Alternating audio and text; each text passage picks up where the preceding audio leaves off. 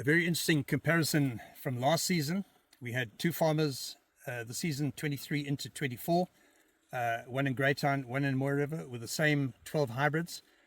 We harvested wet silage tons per hectare, which we didn't convert down to 35% dry matter. So this is the raw bulk as it comes out the field into your silage pit. We had 12 hybrids. We had 3 that were cut at 140 days, the very quick hybrids, and their yield was just under 50 tons a hectare.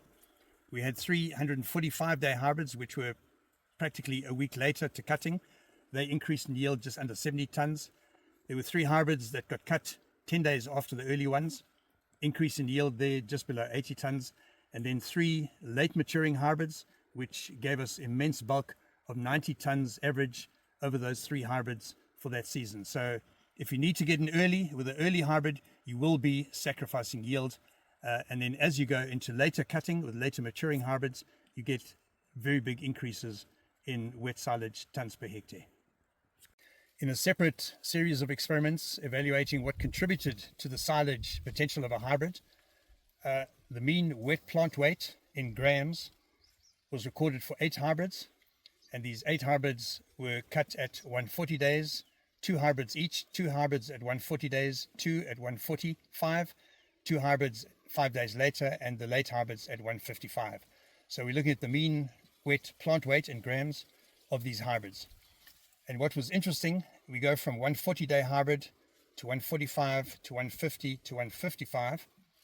This axis here shows the mean weight in grams of the ear weight and the foliage weight. So the ear weight is in yellow and the foliage weight is in light green. And that is the mean plant weight for the 140-day, the mean plant weight of the 145, 150 and 155-day. And what was interesting to see is the cob weight was pretty much the same between a 140-day, gave us just under about 300 grams a cob. The 145 was pretty similar, the 150 maybe a little bit more, and the 155 maybe a little bit more than that. But the big difference was in foliage. So the late hybrids have a lot of foliage, the very early hybrids have very little foliage, and that foliage is drying down rapidly. So if you can't get into cut silage at the right time, as we are experiencing this current season, in 2024, 2025, you're losing a lot of bulk in your foliage. You might get your grain from the cob, but your silage is being suppressed.